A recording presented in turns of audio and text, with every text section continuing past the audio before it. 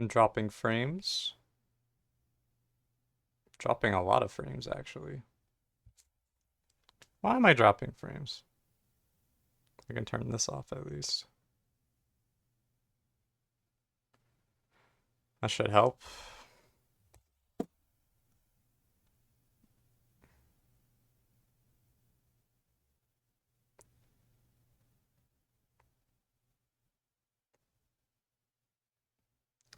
It's okay if I drop frames. The question is more just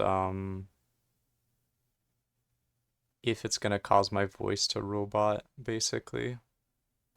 I should check if I also am showing up on Discord as streaming.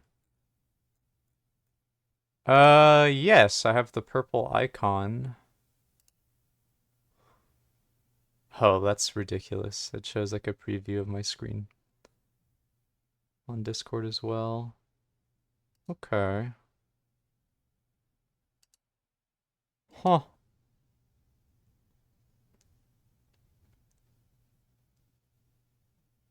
So I'm dropping about 50% of my frames.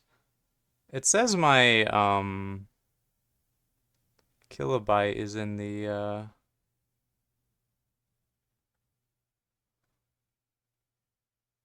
well, it's pretty low. But actually that makes sense. I knew it would be low.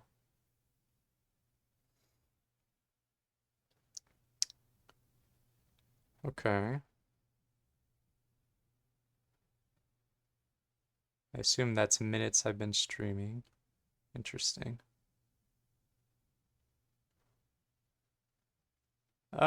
Yeah, I basically have no way of knowing if my stream was successful until I have confirmation that my audio is working.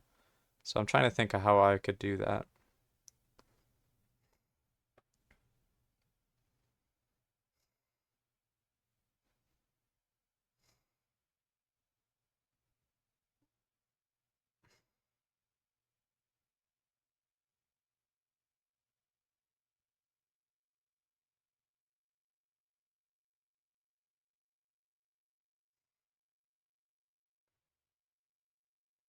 I say I have a viewer. How is the audio? Do I sound robotic? Can you understand me? I'm trying to figure out if the audio is actually working, mostly. I think the actual stream content is fine. Oh, okay, cool. Yeah, the stream I assume is like visible. Like, can you read the text on the stream? Thank you, Danny, by the way. This is actually quite helpful. Otherwise, I would have to probably use my phone to check the stream. It is a little ghetto, but it is what it is. You got to do these test streams when you are trying to figure out your new setup. It sounds good. Damn. Okay. That's great. Um, I mean, even if it like later on completely drops for whatever reason, then I'll make sure to upload the VOD and then you can, you could see what you miss or anyone else can. It's buffering quite often. Do you mean like the stream itself, like the video, or is the audio somehow buffering?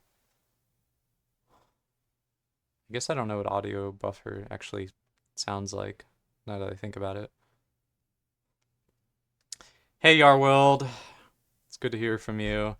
Yeah, this is just a very simple test first before I'll start. I think from what it sounds like though, it seems like it's okay. I am dropping a lot of frames, but this is actually not too bad, I think. I did optimize my stream to basically be able to handle a pretty low upload speed because my upload speed's pretty bad, as y'all know.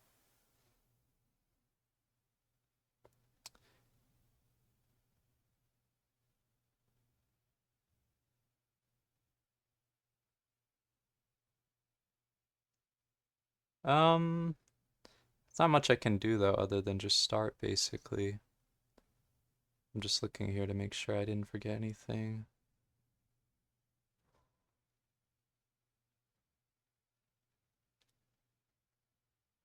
I'll tell you what, I'll actually do one more thing. I'll go ahead and I'll try to join from mobile data on my end. Um, so maybe I'll mute kind of stops, and then does a loading icon thing for a sec. Again, I don't know if that's on my end. Oh, interesting. Hmm. That has to stop the audio then. I don't know if that's on your end either, is the issue though. That really could just be on your end. I'm gonna try the twitch.tv on my phone.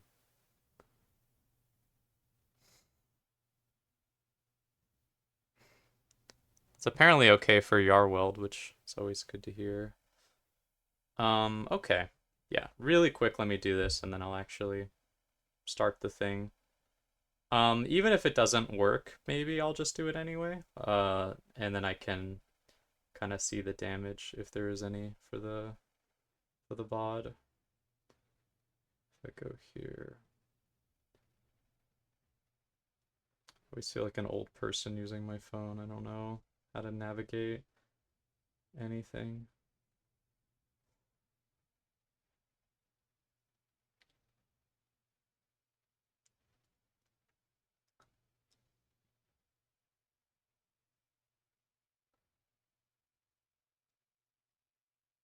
It took me like a whole 20 seconds to close a pop-up.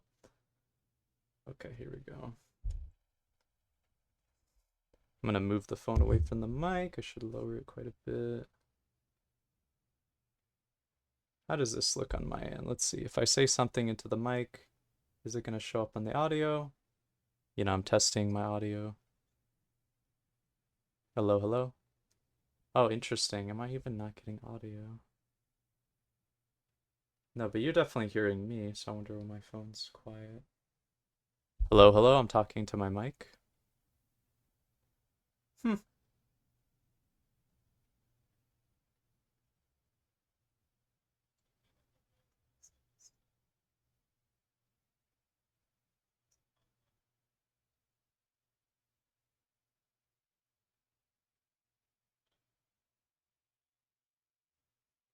I see. There's a bit of a stream delay.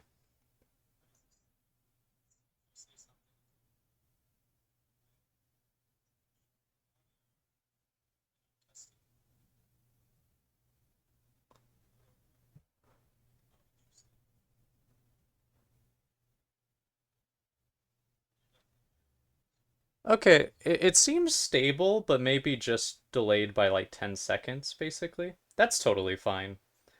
I don't need it to be up to date. Okay, yeah, that's fine.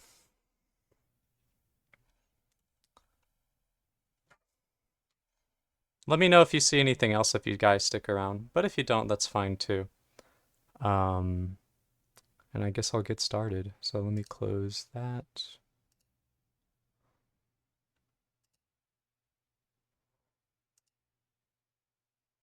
I guess I could restart the stream. Probably I'll just change the title instead of doing that.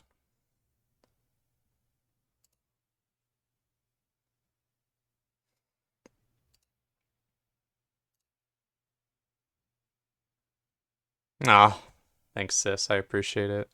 That means a lot to me. Love you too. All right. Um, all right, yeah. So before we start, let me just kind of clarify what's happening here. I don't have very good internet, so I wanted to do a stream for a while, and this is something I used to do when I was in college. I would actually do a couple reading streams on my old VODs.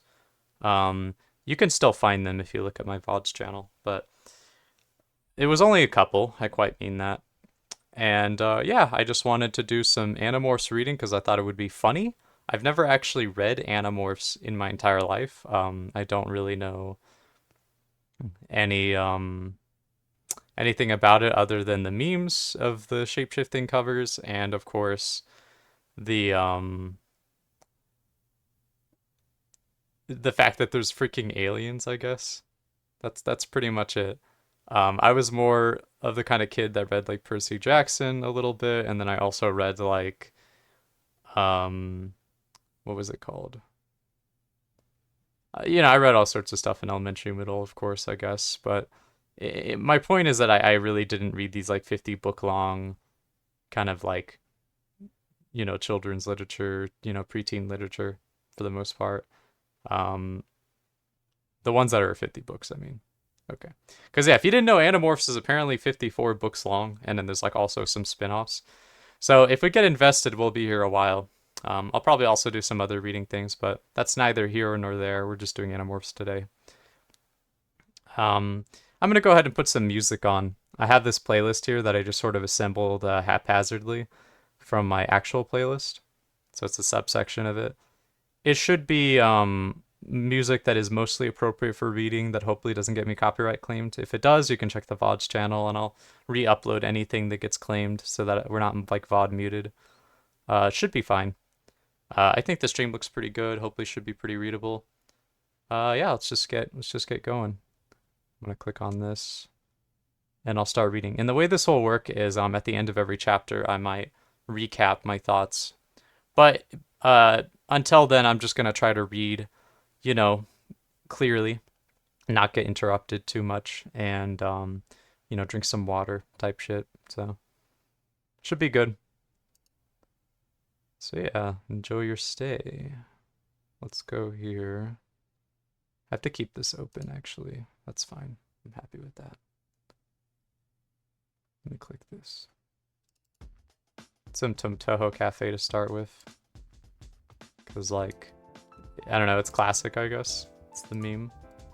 Maybe it doesn't really fit the vibe of the aliens, but you know, we have 50 books to read through, you know, just cope. Alright. That is insanely long, yeah. If I seem delayed to your responses, that's because the stream is delayed, by the way. So just keep that in mind. I know you're a little new to Twitch, sis. Alright. My name is Jake. That's my first name, obviously. I can't tell you my last name. It would be too dangerous. The controllers are everywhere. Everywhere. And if they knew my full name, they could find me and my friends, and then, well, let's just say I don't want them to find me. What they do to people who resist them is too horrible to think about. I won't even tell you where I live. You'll just have to trust me that it is a real place, a real town. It may even be your town. I'm writing this all down so that more people will learn the truth. Maybe then, somehow, the human race can survive until the Andalites return and rescue us, as they promised they would. Maybe. My life used to be pretty normal. Normal, that is, until one Friday night at the mall. I was there with Marco, my best friend. We were playing video games and hanging out at this cool store that sells comic books and stuff. The usual. Marco and I had a run out of quarters for the games, right when he was ahead by a lot of points. Mostly we're equally good at games. I have Sega at home. Sega? So I get a lot of practice time in. But Marco has this amazing ability to analyze games and figure out all the little tricks. Wowie. So sometimes he beat me. Or maybe I just wasn't concentrating very well. I'd have kind of a bad day at school. I tried out for the basketball team and I didn't make the cut. It was like no big deal really, except that Tom, he's my big brother, was this total legend on the junior high basketball team. Now he's the main scorer for the high school team, so everyone expected me to make the team easy. Only I didn't. Like I said, no big thing, but it was on my mind just the same. Lately, Tom and I hadn't been hanging out as much, not like we used to. So I figured, you know, if I got his old position on the team. Well, anyways, we were out of money and getting ready to head home when we ran into Tobias. Tobias was, I mean, I guess he still is kind of a strange guy. He was new at school and he wasn't the toughest kid around, so he got picked on a lot. I actually met Tobias when he had his head in a toilet. There were these two big guys holding him down and laughing while they flushed, sending Tobias' straggly blonde hair swirling around the bowl. I told the two creeps to step off, and ever since then, Tobias figured I was his friend. "What's up?" Tobias asked. I shrugged. Not much. We're heading home." "Out of quarters," Marco commented. "Certain people keep forgetting that the Sleaze troll shows up right after you cross the Nether Ford. So certain people keep losing the game, and losing our quarter." What? Marco kept jerking his thumb at me, just in case Tobias couldn't figure out who he meant by certain people. "So, like, maybe I'll just walk home with you guys," Tobias said. I said, "Sure, why not?" We were heading for the exit when I spotted Rachel and Cassie. Rachel is kind of pretty, I guess. I mean, okay, she's very pretty, although she's my cousin. Huh? I don't really think about her that way. She has blonde hair and blue eyes, and that kind of very clean, very wholesome look. She's one of those people who always knows the right clothes to wear and how to look like they just walked out of those fashion magazines girls like. She's also very graceful because she takes gymnastics, even though she says she's too tall to ever really be good at it. Cassie is sort of the opposite. For one thing, she's usually wearing jeans and a plaid shirt or something else real casual. She's black and wears her hair very short most of the time. She had it longer for a while, but then she went back to short, which I like. Cassie is quieter than Rachel, more peaceful, like she always understands everything on some different mystical level. I guess you could say I kind of like Cassie. Sometimes we sit together on the bus even though I never know what to say to her. "You guys going home?" I asked Rachel. "You shouldn't go through the construction site by yourselves. I mean, being girls and all." That was a mistake. I should have never suggested to Rachel that she's weak or helpless. Rachel may look like Little Miss Teen Model or whatever, but she thinks she's Storm from the X-Men. "Are you going to come and protect us, you big strong man?" she said. "You think we're helpless just because—" "I'd appreciate it if they did walk with us," Cassie interrupted. "I know you're not afraid of anything, Rachel, but I guess I am." Rachel couldn't say much about that. That's the way Cassie is. She always has the right words to stop any argument without making anyone feel bad. So there we were, the 5 of us. Marco, Tobias, Rachel, Cassie, and me. 5 normal mall rats heading home. Sometimes I think about that one. Last moment, we were still just normal kids. It's like it was a million years ago, like it was some totally different group of kids. You know what I was afraid of right then? I was afraid of admitting to Tom that I hadn't made the team. That was as scary as life got back then. 5 minutes later, life got a lot scarier. To get home from the mall, we could either go a long way around, which is the safe way, or we could cut through this abandoned construction site and hope there wasn't any axe murderers hanging out around there. My mom and dad have sworn to ground me until I'm 20 if I ever find out I've cut through the construction site. So anyway, we crossed the road and I'm headed into the abandoned construction site. It was a big area surrounded on 2 sides by trees, with the highway separating it from the mall area. There's a broad open field between the construction site and the nearest houses. It's a very isolated place. Originally it was supposed to be this new mall, shopping center. Now it's just all these half-finished buildings looking like a ghost town. There were huge piles of rusted steel beams, pyramids of giant concrete pipes, little mounds of dirt, deep pits that had filled up with black muddy water, and a creaking rusted construction crane that I climbed once while Marco stayed below and told me I was being an idiot. It was a totally deserted place, full of shadows and sounds that made the hair on the back of your neck stand up. When Marco and I went there during the day, we always found all these beer cans and liquor bottles. Sometimes we found the ashes of little campfires back in the hidden nooks and crannies of the buildings. So we knew that people came there at night. All that was on my mind as we crept through the site. It was Tobias who saw it first. He had been walking along, gazing up at the sky. I guess he was looking at the stars or something. That's the way Tobias is sometimes, off in his own world. Suddenly Tobias stopped. He was pointing almost straight up. "Look," he said. "What?"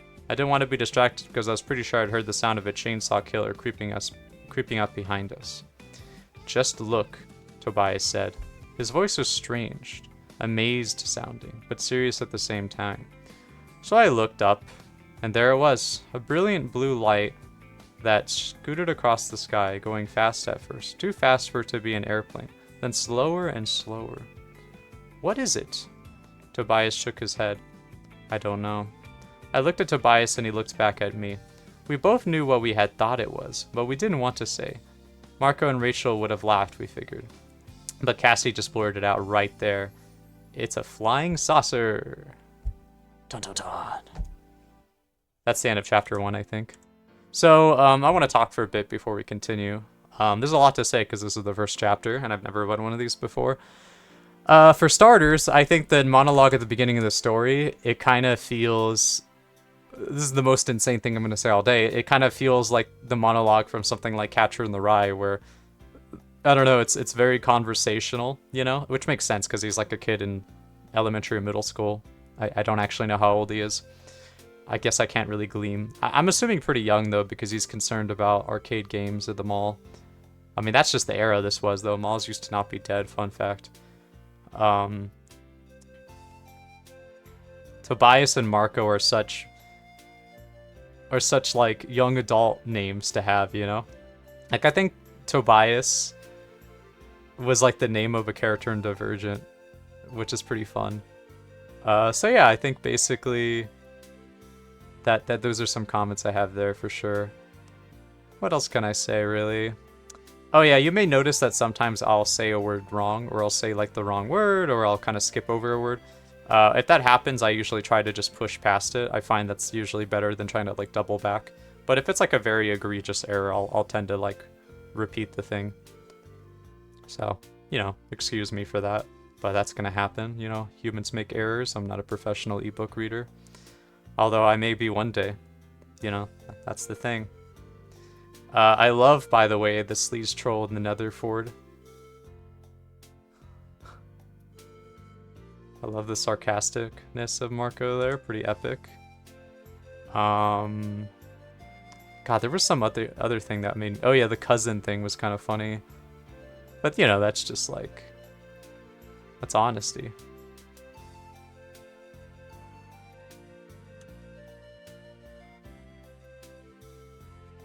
But yeah, there's no women respecters in this one. They're all like... They're gonna have to learn about the woman's strength when they become like a cheetah and fucking rip the skulls off of those aliens or whatever. Okay. Yeah, I'm just rambling at this point. I guess there's actually less to say than I thought. There's just some funny observational stuff going on already. Yeah, we're already meeting aliens though, you know? We're 3 pages in and we're meeting aliens. So, go figure. We'll see though, maybe this is just a chance encounter. I didn't know we were already to panpipes. Did I put this on shuffle? I guess I did. Well, enjoy that. The playlist is a work in progress, so I may delete some songs if they're like a bit crazy. But there might be a couple songs that I allow to be slightly crazy during this stream. Okay. Let me drink some water and I'll start the chapter 2.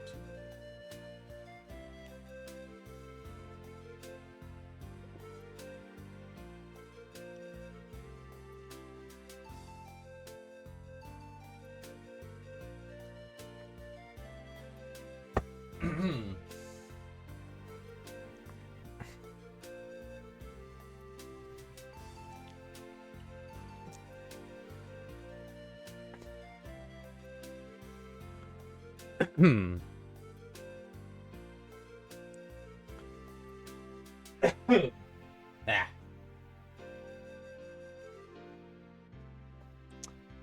Thank you. You have a good one, Yarwild. I appreciate that you tuned in for a bit. That was all, you know. You didn't have to, but I appreciate it.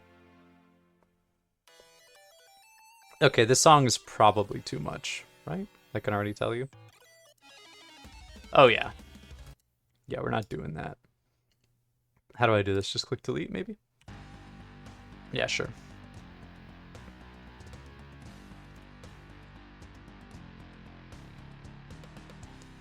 And to think you could be playing Silk Song right now, viewer. Chapter 2. A flying saucer, Marco said. He did laugh. That is, until he looked up. I could feel my own heart pounding in my chest. I felt weird and excited and afraid, all at once. It's coming this way, Rachel said. It's hard to be sure. I could barely whisper. My mouth was so dry, I feel that. No, it's coming this way, Rachel said. She has a very definite way of talking. Like she's totally sure of everything she says. Rachel was right. Whatever it was coming closer, and it was slowing down. Now I could see pretty clearly what it looked like. It's not exactly a flying saucer, I said. First of all, it wasn't at all big. It was about as long as a school bus. The front end was a pod, almost shaped like an egg. Extending from the back of the pod was a long, narrow shaft. There were 2 crooked, stubby wing-like things, and on the end of each wing was a long tube that glowed bright blue on the back end. The little spaceship looked almost cute, you know, kind of harmless. Except it had a sort of tail. a mean-looking tail that curved up and forward, corning to a point that looked nearly as sharp as a needle. That tail thing, I said. It looks like a weapon. Definitely, Marco agreed. The little ship kept coming nearer, going slower all the time. It's stopping, Rachel said. She had the same strange, not quite real tone in her voice that I had. Like we couldn't believe what we were seeing. Like maybe we didn't want to believe. I think it sees us, Marco said. Should we run? Maybe we should go home and get a camera. Do you know how much money we could get for a video of a real UFO? If we run, they might, I don't know, zap us with phasers on full power, I said. I meant it as a joke. Kind of. Phasers are only on Star Trek, Marco said, rolling his eyes the way he does when he thinks I'm being a dweeb. Like he was some kind of expert on alien spaceships. Right. The ship stopped and hovered almost directly over our heads, maybe 100 feet in the air. I could feel the hair on my head standing on end. When I glanced at Rachel, it was almost funny. She has this long blonde hair and it was sticking straight out in every direction. Only Cassie looked normal. What do you think it is? Marco asked. He sounded a little shakier, not so laid back now that the thing was so close. To be honest, I was a little scared too. A little scared, as in so terrified I couldn't move. But at the same time, it was all cool beyond any coolness ever. I mean, it was a spaceship right there over my head. Tobias was actually grinning, but that's Tobias for you. He's never scared of weird stuff. It's the normal stuff he can't stand. I think it's going to land, he said, this huge smile on his face. His eyes were bright and excited, and his blonde hair was standing up in clumps. The ship began to descend. It's coming right at us, I cried. I had to fight an urge to run yammering across the field all the way home, where I could crawl into my bed and pull the covers over my head. But I knew that this was an important, amazing thing. I knew I had to stay and see it all. I guess the others felt the same way, because we all just stood there as the ship hummed and glowed and slowly settled into an open space between piles of junk and tumbled walls. I noticed there were black burn marks along the top of the pod section. Some of the skin of the pod had been melted.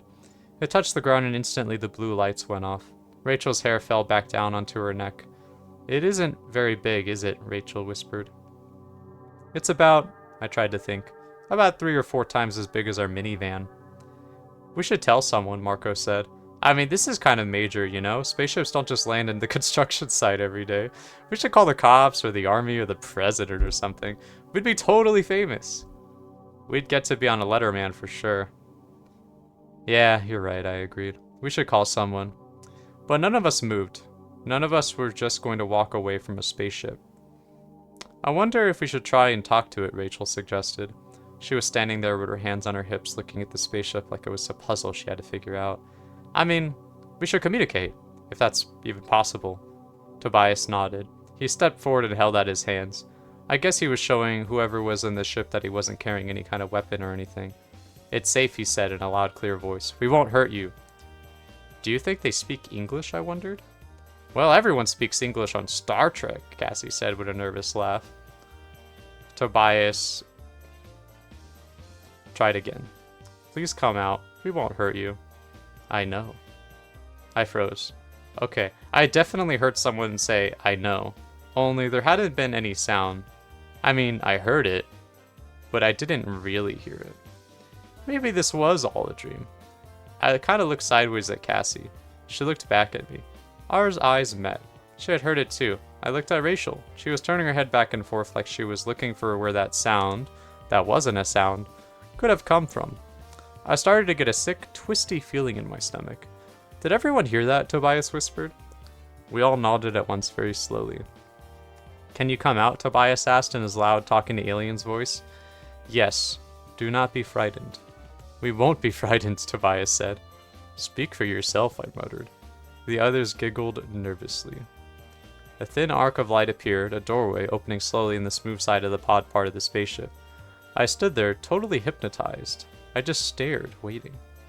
The opening grew, like a crescent moon at first, and then a full bright circle. And then he appeared. My first reaction was that someone had cloned a person and a deer together. The creature had a head and shoulders and arms that were more or less where they should have been, although the skin was a pale shade of blue. But before that he had fur, a mix of blue and tan, covering a 4-legged body that really did look like it belonged to a deer or maybe a small horse. He ducked his head out of the doorway and I could tell that even the fairly normal looking parts of him weren't all that normal. For a start, he had no mouth, just 3 vertical slits. And then there was his eyes. 2 of them were where they should have been, although they were a glittery green color that was kind of shocking. But the real shock was the other eyes. He had what seemed like horns, only on the top of each horn was an eye. The horns could move, twisting to the point the eyes, front and back, or up and down. I thought the eyes were bad until I saw the tail. It was a scorpion's tail, thick and powerful looking. On the end was a wickedly curved, very sharp-looking horn or stinger. It reminded me of the alien spaceship. That seemed kind of cute and harmless till you noticed the tail. The alien seemed kind of harmless at first glance too. Then you saw that tail of his and you thought, whoa, this guy could do some damage if he wanted. Hello, Tobias, his voice said, like he was talking to a baby. He was grinning. I realized I was smiling too. And at the same moment I realized that there were tears in my eyes. I can't really describe how it felt, except it seemed like the alien was someone I've known forever, like an old friend I hadn't seen in a long, long time. Hello, the alien said, in that silent way that you only heard inside your head. Hi, we all said back. To my surprise, the alien staggered. He fell out of the ship to the ground. Tobias tried to grab him and hold him up, but the alien slipped from his grasp and fell back to the dirt. Look, Cassie cried. She pointed at a burn that covered half the alien's right side. He's hurt. Yes, I am dying, he said. Can we help you? We can call an ambulance or something, Marco said. We can bandage that wound, Cassie said. Jake, give me your shirt. You can tear it off and make bandages. Cassie's parents are both veterinarians and she's totally into animals. Not that this was an animal. Not exactly, anyway. No, I will die. The wound is fatal. No, I cried. You can't die. You're the first alien ever to come to Earth. You can't die. I don't know why I was so upset. I just knew that way deep down inside it hurt me to think of him dying. I am not the first. There are many, many others. Other aliens, like you, Tobias demanded. The alien shook his big head slowly side to side. Not like me. Then he cried out in pain, a silent sound that echoed horribly inside my mind. For a moment, I had actually felt him dying. Not like me, he repeated. They are different. Different how, I said. I will remember his answer forever. He said, they have come to destroy you. Damn. That's crazy. Okay. Thoughts?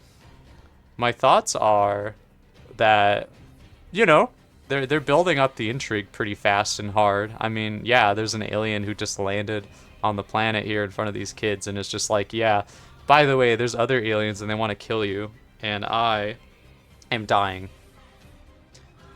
And he's like a freaky looking deer scorpion hybrid person with blue skin. So that's pretty fun. These kids are handling this relatively well, but it seems like Tobias has some kind of connection to the aliens, which is interesting. It probably makes sense. I mean, they're probably going to find out that they have these, you know, magical epic DNA powers that lets them shapeshift or whatever. Oh my god, that's my name. I'm Lady Shapeshifter. But, you know, what can you do? The way they're designating the... speaking to their minds using, like, the... you know, the carrots is kind of interesting.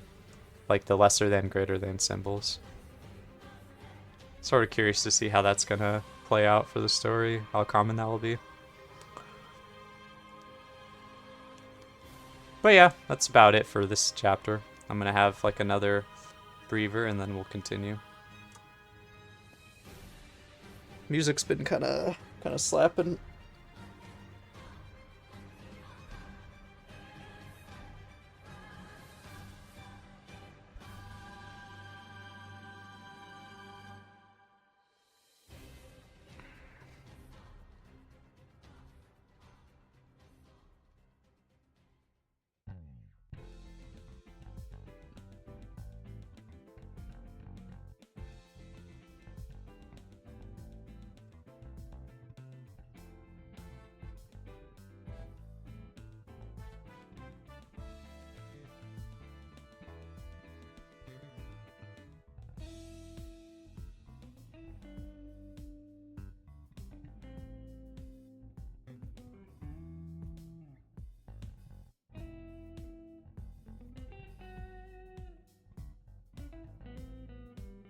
Wonder if there's a way to see how delayed your stream is on OBS. I don't see a way on my stats here, but I guess that doesn't really bother me. You know, you'll hear my response when you hear it, I guess.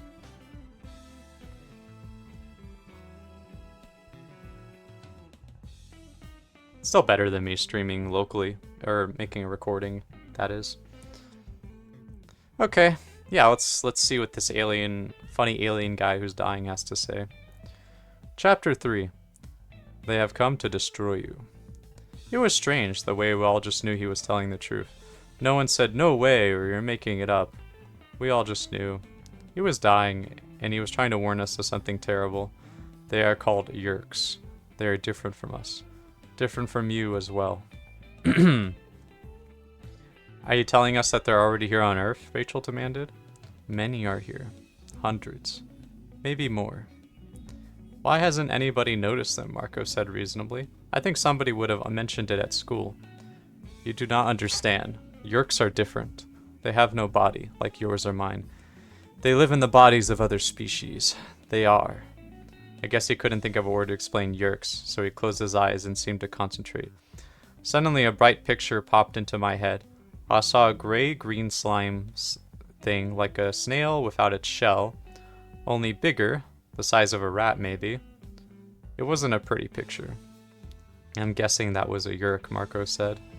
Either that or a very big wad of slimy chewing gum. They're almost powerless without hosts. Suddenly we felt that blast of pain straight from the alien. I could also feel his sadness. He knew his time was almost up. The Yerks are parasites. They must have a host to live in. In this form they are known as controllers. They enter the brain and are absorbed into it, taking over the host's thoughts and feelings. They try to get the host to accept them voluntarily. It is easier that way. Otherwise the host may be able to resist, at least a little. Are you saying they take over human beings? Rachel asked. People? These things take over their bodies? Look, this is serious stuff, I said. You shouldn't be telling us. We're just kids, you know. This is something the government should know about. We had hoped to stop them, the alien continued. Swarms of their bug fighters were waiting when our dome ship came out of Z space. We knew of their mothership and were ready for the bug fighters, but the Yerks surprised us. They had hidden a powerful blade ship in a crater of your moon. We fought, but we lost. They have tracked me here. They will be here soon to eliminate all traces of me and my ship. How can they do that? Cassie wondered. The alien seemed to smile with his eyes. Their Dracon beams will leave nothing behind but a few molecules of this ship and this body, he said. I sent a message to my homeworld. We Andalites fight the Yerks wherever they go throughout the universe. My people will send help, but it may take a year, even more, and by then the Yerks will have control of this planet. After that, there is no hope. You must tell people. You must warn your people. Another spasm of pain ripped through him, and we all knew he was looking nearly gone. No one is ever going to believe us, Marco said hopefully. He looked at me and shook his head. No way! He was right. If these Yerks were to wipe out the Andalite ship, how on earth would we ever convince people? They think we're either nuts or on drugs. I don't care if he thinks he's going to die. We have to try and help him, Rachel said. We can get him to a hospital, or maybe Cassie's parents. There is no time. No time, the Andalite said. And then his eyes brightened. Perhaps. What? Go into my ship. You will see a small blue box, very plain. Bring it to me, quickly. I have very little time, and the Yerks will find me soon. We all looked at each other. Who was going to be the one to go inside the ship? Somehow we all seemed to agree it would be me. Actually, I didn't agree, but everyone else did. Go ahead, Tobias said. I want to stay with him. He knelt beside the Andalite and placed a comforting hand on the alien's narrow shoulder. I looked at the doorway into the spacecraft. I glanced at Cassie. Go ahead, she said, sending me a smile. You're not scared. She was wrong. I was plenty scared, but the way she smiled at me, I wasn't about to weasel out. I walked over to the door of the ship and looked inside. It was surprisingly simple. It looked cozy almost. Everything was a creamy color around it, edges and shapes that tended to be oval. That was one of the things that helped me to spot the box so easily. It was sky blue and square, maybe 4 inches on each side. It seemed kind of heavy for being so small. I stepped up into the ship. There was no chair, just a sort of open space where I guess the Andalite stood on his 4 hooves while he worked with a few controls. There weren't a lot of buttons or anything. I wonder if the Andalite controlled the ship with his thoughts.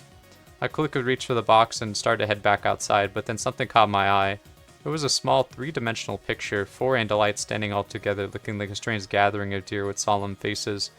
2 of them looked like very small kids. I realized that this was a picture of the Andalite's family. It filled me with sadness to think that there he was dying, a million miles from his family, dying because he had tried to protect the people of Earth. I felt a small flame of anger against the Yeerks, or controllers, or whatever they were, for causing this. I went back to the circle of my friends. Here's the box, I told the Andalite. Thank you. Was that your family, that picture? Yes.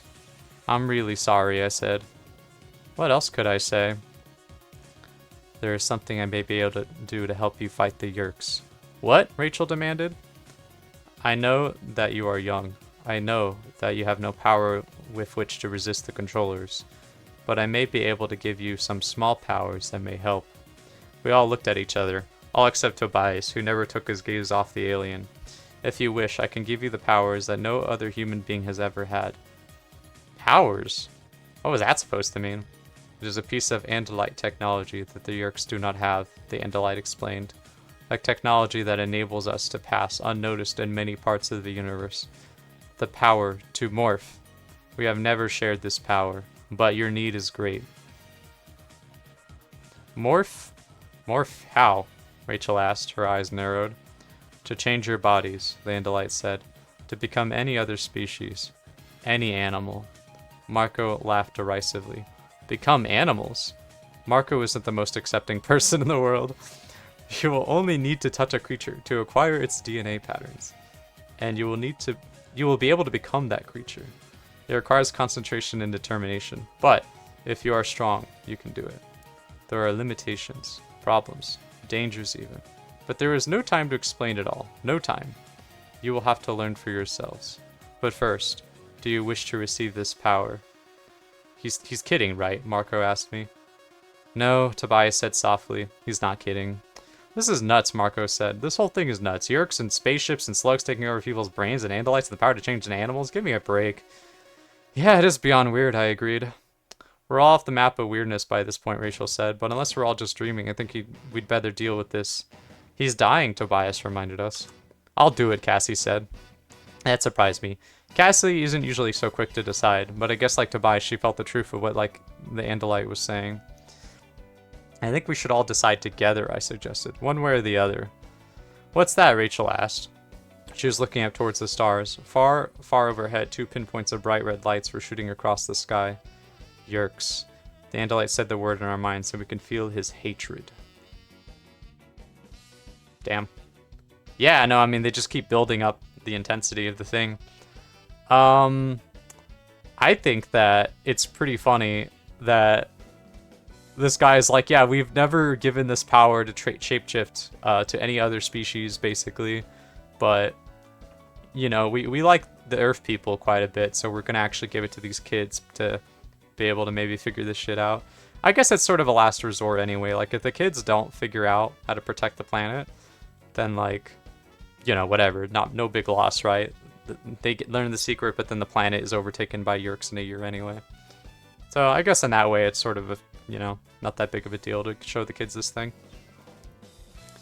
Man, how crazy would this be, though, as a kid, to be told that you can shapeshift into creatures, because an alien that's dying with, like, his very last words is just like, yeah, by the way, you know, here's some superpowers. I mean, as a kid, I think that would be rad as shit, but maybe I'd be a little too scared to actually be excited about it.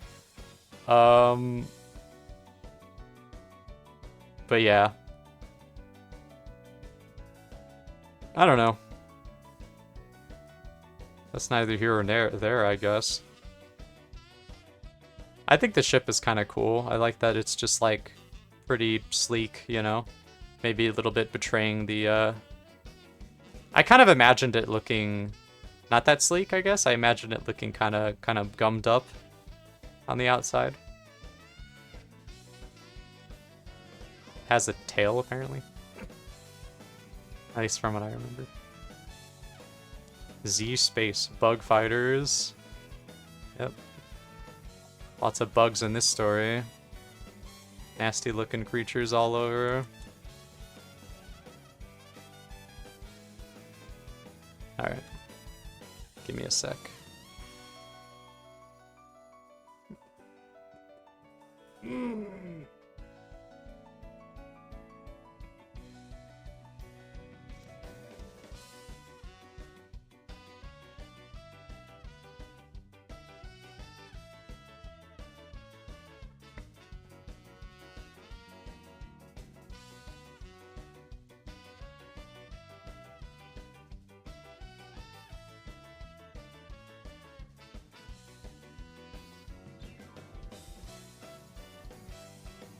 What's this email? Hollow Knight Silk Song is now available on Steam. No. We have bugs at home. Don't worry about that.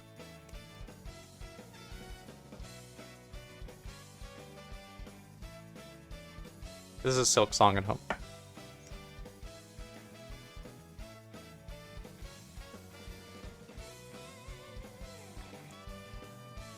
God, this song is so incredibly good.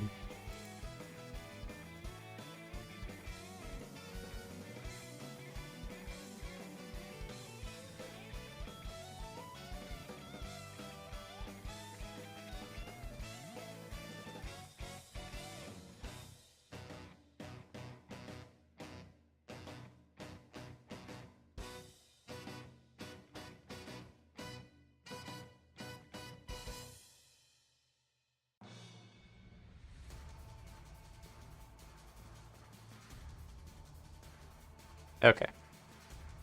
Let's begin. Yerks! The twin red lights slowed. They turned in a circle and came back toward us. There is no more time. You must decide. We have to do this, Tobias said. How else can we fight these controllers?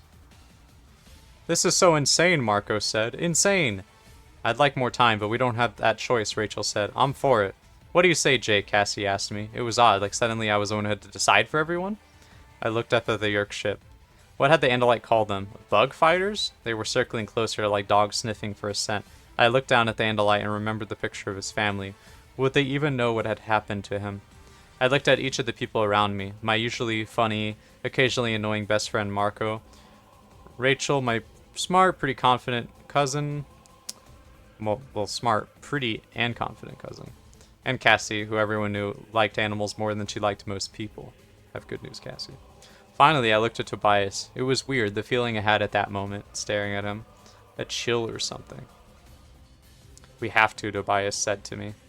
Slowly, I nodded. Yes, we have no choice. Then each of you, press your hands against one of the sides of the square. We did. 5 hands each pressed against one side. Then a 6th hand, different from ours, with too many fingers. Do not be afraid, the Andalite said. Something like a shock, only pleasurable, seemed to run through me, a tingle that almost made me laugh. Go now, the Andalite said. Only remember this. Never remain in animal form for more than 2 of your Earth hours. Never! That is the greatest danger of the morphing. If you stay longer than 2 hours, you will be trapped, unable to return to human form. 2 hours, I repeated. Suddenly, some new fear washed through the Andalite's mind. Linked as I was to him, I could feel it as dread that crawled upon my spine. He was staring up at the sky with his main eyes. Something else was up there with the bug fighters. Visser 3, he comes. What? I was shaking with this new terror. What's a Visser? Who's a Visser? Go now, run. Visser 3 is here. He is the most deadly of your enemies. Of all Yerks, he alone has the power to morph. The same power you now have. Run. No, we'll stay with you, Rachel said firmly. Maybe we can help. Again, it was as if the alien was smiling at us with his eyes. No. You must save yourselves. Save yourself and save your planet. The Yerks are here. We all looked up, craning our necks. Sure enough, the 2 red lights were sinking toward us. And they had been joined by a 3rd ship, far larger, black as a shadow within a shadow. But how are we supposed to fight these controllers? Rachel demanded. You must find a way. Now run. I jerked from the force of his command. He's right. Run, I yelled. We ran. All but Tobias, who knelt beside the Andalite and shook his head. Or took his hand. The Andalite pressed his other hand against Tobias's head. Tobias rocked back like he had been shocked. Then he too was up and running, stumbling over the loose junk and potholes of the construction site. A beam of bright red light snapped on. It was a spotlight from one of the bug fighters. A beam lit up the fallen Andalite and his ship. A spotlight from the second bug fighter joined the first, and the Andalite shone brighter as a star. Well, brilliant as a star. I hit the dirt hard. I saw my leg lit up within the circle of that spotlight. I yanked it to me and crawled fast, scraping my elbow and knees over sharp stones. The five of us crouched behind a low, crumbled wall, afraid to move, afraid to look, but just as afraid to look away. Slowly the bug fighters descended. It was easy to see where they'd gotten their nickname. They were slightly larger than the Andalite fighter and shaped like legless cockroaches.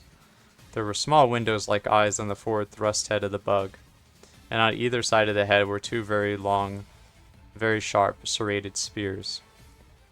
The Yerk bug fighters touched down, one on either side of the Andalite ship. "Okay, you can wake me up now," Marco said in a rattled whisper. "I've had enough of this dream." The larger ship began to descend. I don't know what it was about that ship, but as it got closer I started to feel like I couldn't breathe. I tried to suck in a deep lungful of airs and couldn't. I tried to swallow and I couldn't. I wanted to run, but my legs were jelly. I was shaking a fear so deep it was like nothing I'd ever experienced before.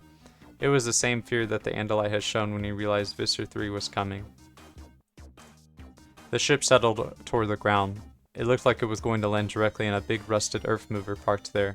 But as the Visser ship descended, the earth mover just sizzled and disappeared. Visser 3's ship was built like some kind of ancient weapon.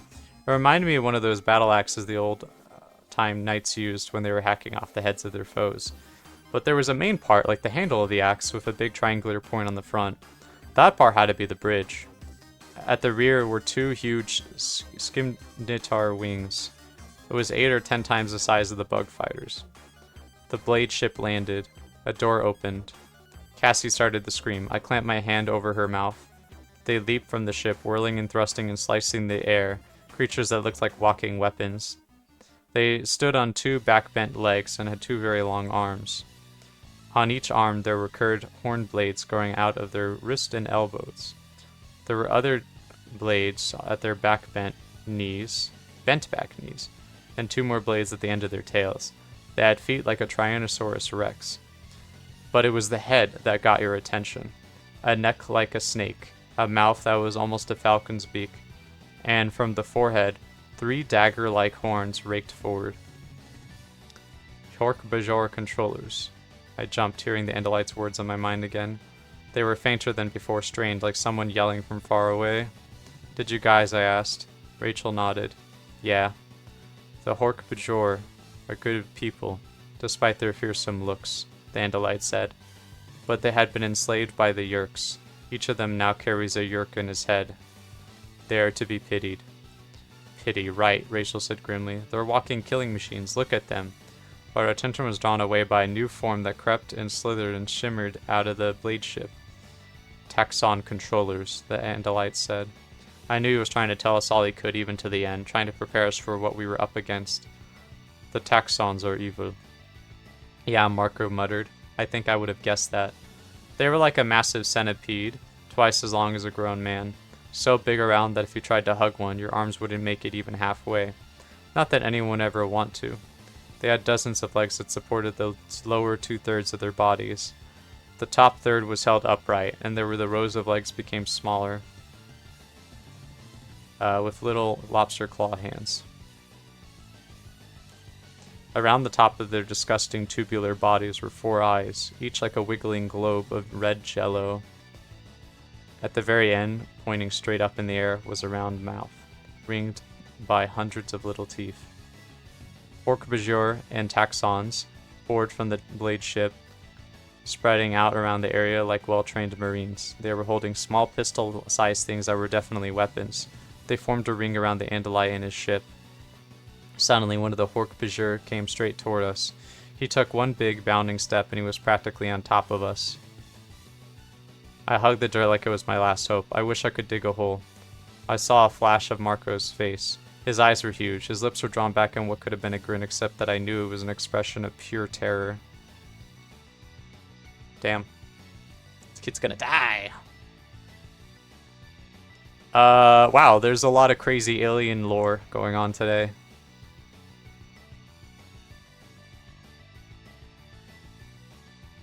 Really all I can think here while I'm reading this chapter. I think it's interesting that these slug aliens have sort of like weaponized a friendly race that looked malicious, you know, just physically speaking, because they look like walking weapons, as one of them claimed, but they're actually probably fine. It's just that the slugs have kind of possessed them. Kind of getting FTL vibes from this, you know, the slug people and the mind control room or whatever in that game. But yeah, there's you know, it's not just one alien race that like I thought it was going to be. It's actually like this whole sort of complicated web of alien war, and the shape-shifting, you know, animal thing is actually sort of a side feature of this. It's kind of funny. That's kind of neat. Yeah, I'm basically liking this more than I expected, to be honest. I thought it would be very gimmicky, but as is right now, they're actually making an attempt to like set up kind of a mythos here, and so much intrigue that it's kind of insane. Like you do have to wonder, what on earth are these kids gonna do, right? Like they don't even know how their powers work. Like, are they just gonna turn into a bear and just swipe this freaking alien? No way, right? They're just gonna run away for sure.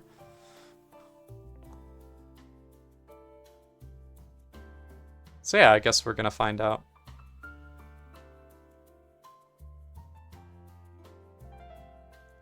I'm noticing that my stats on my OBS suggest that my stream has been kind of like 26 minutes? But it says I've been streaming for 57 minutes. I don't really know why that is.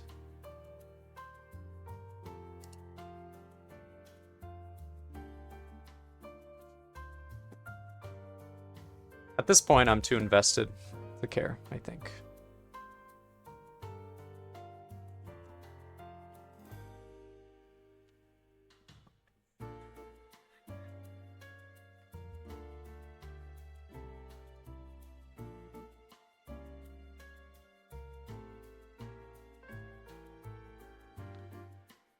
Yeah, I should probably go a bit longer.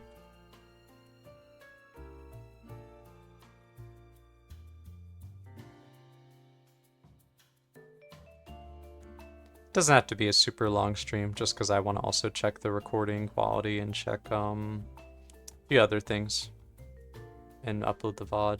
Kind of take a look at that process, but I think that this should be pretty fine. I'll try to read maybe chapter 5 here too. I don't know how far we are into the book, by the way. I think there's maybe like, if I had to guess, like 25 chapters or something. It's probably not that long of a book. Maybe less even than 25.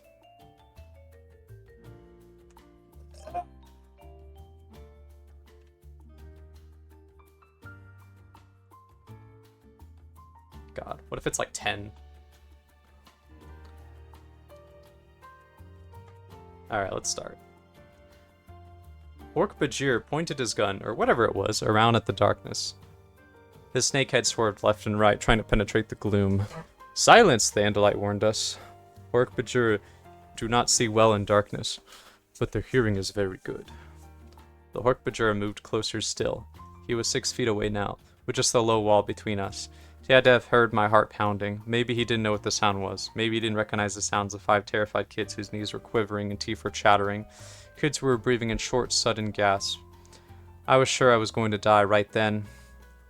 I could see in my mind the way those vicious wrists and elbow blades were going to slice my head from my body. If you've never been really afraid, let me tell you, it does things to you. It takes over your mind and your body. You want to scream, you want to run, you want to wet your pants.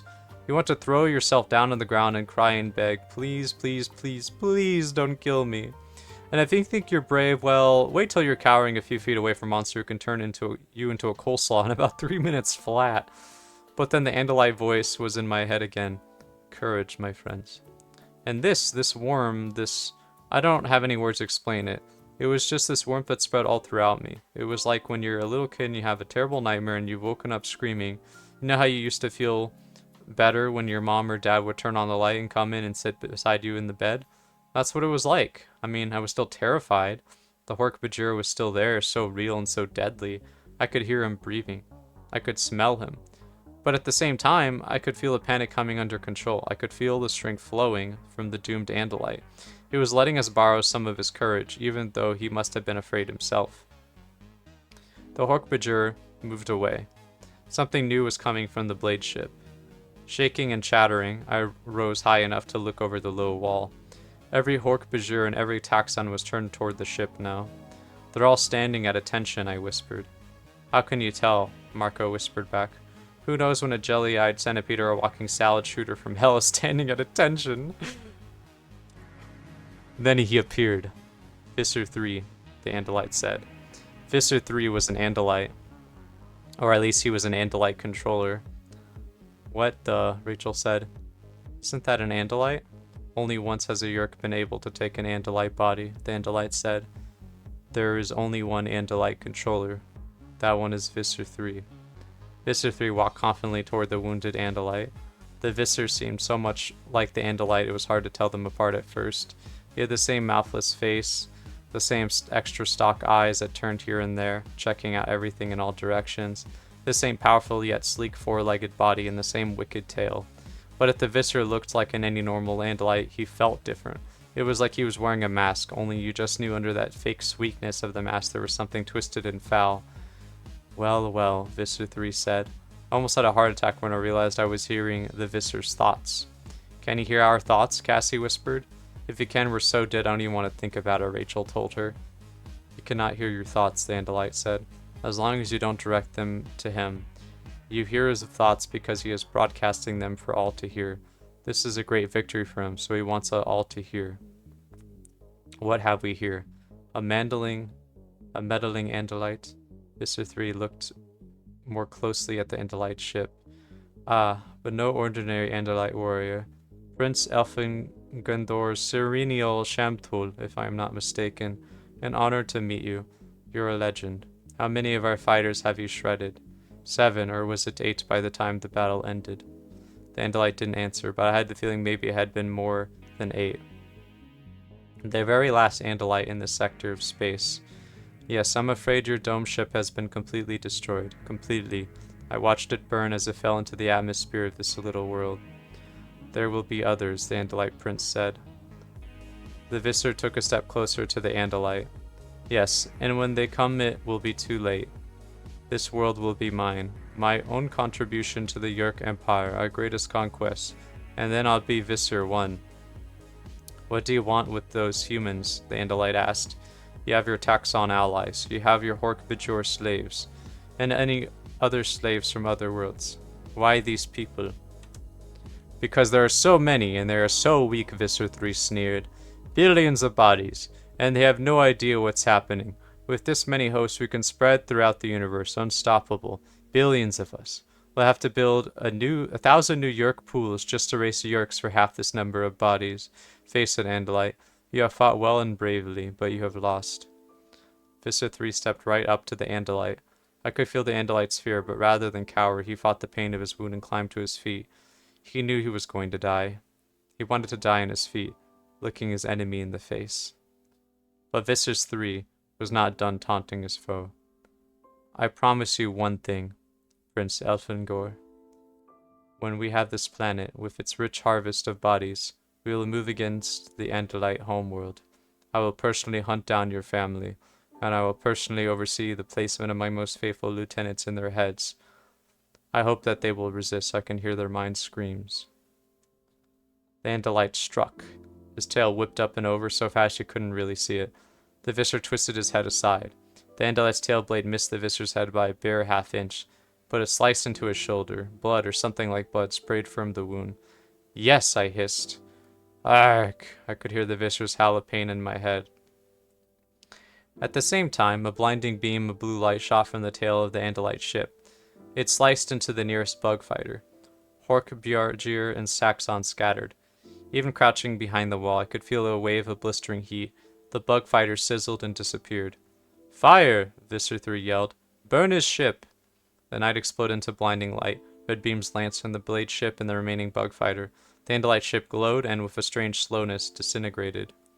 Then, in the flash and glow of Dracon beams, I saw, or thought I saw, humans. A small group of them, maybe 3 or 4, back in the shadows behind the Visser. There are people over there, I told Marco. What? Are they prisoners? Take the Andalite. Visser 3 ordered his shoulders. Hold him for me. 3 big Hjork-Bajir grabbed the Andalite and held him down. Their wrist blades were at his throat, but they knew better than to kill him. That was to be Visser 3's personal privilege. When he saw why a Yerk as powerful as Visser 3 would inhabit the only captured Andalite body, then we saw. As we watched, Visser 3 body began to morph. His Andalite head grew larger, much larger. The 4 horse-like legs merged into 2 and then expanded, each leg becoming as big around as a redwood tree. The delicate Andalite arms sprouted and then became tentacles. This isn't real, Cassie whispered. This isn't real. In the hideously bloated head, a mouth appeared. It was filled with teeth as long as your arm. The mouth grew wider and wider, becoming a monstrous, terrifying grin. There was nothing left of the Andalite body. A monster had taken its place. Rarg! The roar of the beast Visser 3 had become made the ground shake. I covered my ears with my hands. Rarg! My teeth rattled from the sound. I heard someone whimpering. It was me. Visser 3 had become a monster that made the Hjork-Bajir and the Taxon look like harmless toys. He reached out with one thick tentacle and grabbed the Andalite by the neck. No, no, no, I heard Casper whispering over and over again. No, no, no, no, no. Don't look, Rachel said to her. She put her arm around Cassie's shoulder and held her close. Then she reached for Tobias and took his hand. I guess you never really know someone till you see them scared. You'd even scared to death, with tears running down her face. Rachel had strength to spare. Visser 3 lifted the Andalite straight up in the air, tearing him from the grasp of the Hjork-Bajir. The Andalite prince struck again and again with his tail, but each strike was like a pinprick against such a creature. Visser 3 held the Andalite high in the air, and then Visser 3 opened his mouth wide. Wow. Geez, what the hell? This is, crazy. Crazy stuff. Probably my favorite chapters so far. I mean, I know that that's not a bold thing to say, maybe. But, like, the book's really trying to lay on some emotional intensity already. Like, holy shit. I don't really, like... We haven't really developed time to, like, really, you know, develop a bond or appreciation of this, like, random alien guy.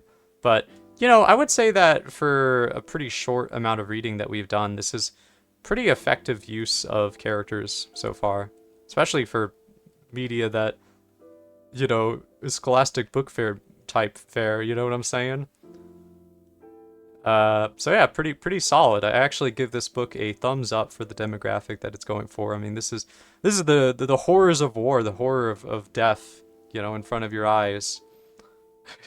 Like, holy crap. And yeah, I like this this evil guy, you know.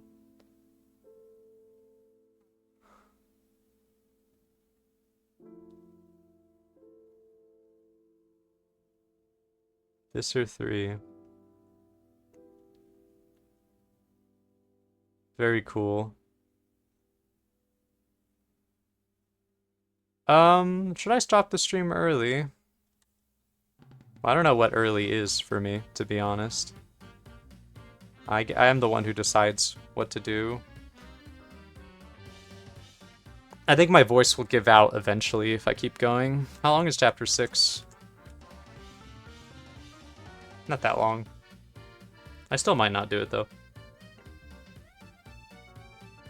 This is a bit of a test stream more so than anything. Right? Like, that's kind of the thing.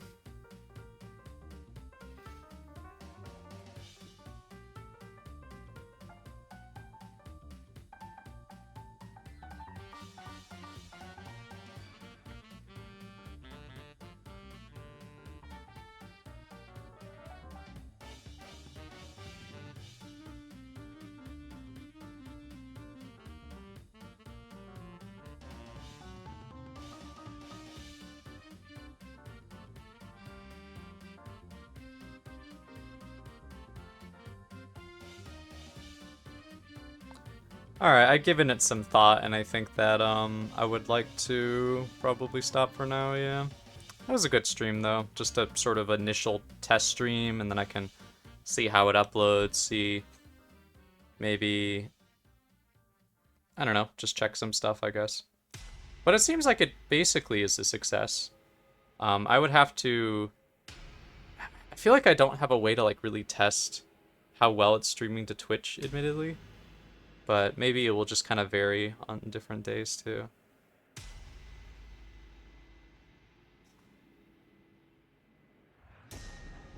But yeah, as long as the audio is followable, which it seemed to be from my phone.